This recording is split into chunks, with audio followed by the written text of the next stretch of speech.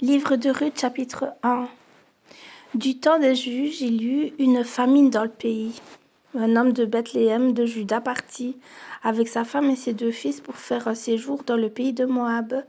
Le nom de cet homme était Elimelech. Celui de sa femme Naomi et ses 2 fils s'appelaient Machlon et Kiljon. Ils étaient Éphratiens de Bethléem de Juda. Arrivés au pays de Moab, ils y fixèrent leur demeure. Elimelech, mari de Naomi, mourut. Et elle resta avec ses 2 fils. Ils prirent des femmes moabites, dont l'une se nommait Orpa et l'autre Ruth, et ils habitèrent là environ 10 ans. Machlon et Kiljon moururent aussi tous les 2, et Naomi resta privée de ses 2 fils et de son mari. Puis elle se leva, elle et ses belles-filles, afin de quitter le pays de Moab, car elle apprit au pays de Moab que l'Éternel avait visité son peuple et lui avait donné du pain.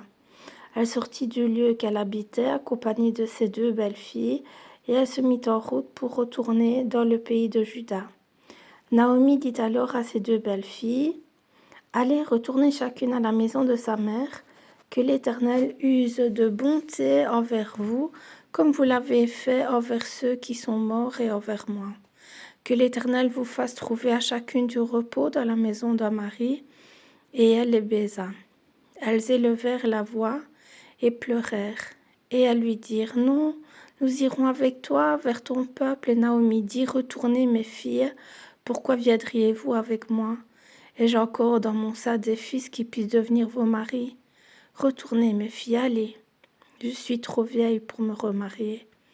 Et quand je dirai, j'ai de l'espérance, quand cette nuit même je serai avec un mari et que j'enfanterai des fils, attendriez-vous pour cela qu'ils eussent grandi? Refuseriez-vous pour cela de vous marier?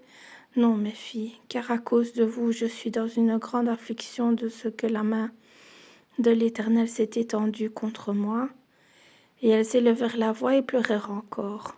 Orpa baisa sa belle-mère, mais Ruth s'attacha à elle. Naomi dit à Ruth, « Voici, ta belle-sœur est retournée vers son peuple et vers ses dieux. Retourne comme ta belle-sœur. » Et Ruth répondit, « Ne me presse pas de te laisser, de retourner loin de toi.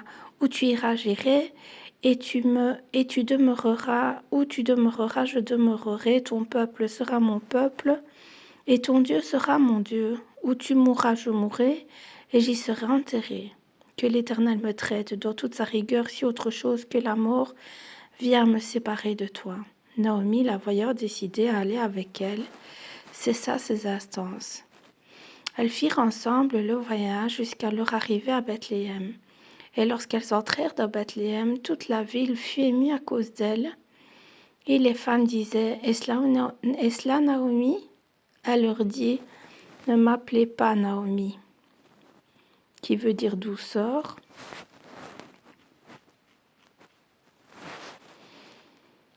Appelez-moi Mara, qui veut dire amertume. Car le Tout-Puissant m'a rempli d'amertume. J'étais dans l'abondance à mon départ et l'Éternel me ramène les mains vides. Pourquoi m'appelleriez-vous Naomi, après que l'Éternel s'est prononcé contre moi et que le Tout-Puissant m'a affligée? » Ainsi revinrent du pays de Moab Naomi et sa belle-fille Ruth, la Moabite. Elles arrivèrent à Bethléem au commencement de la moisson des orges.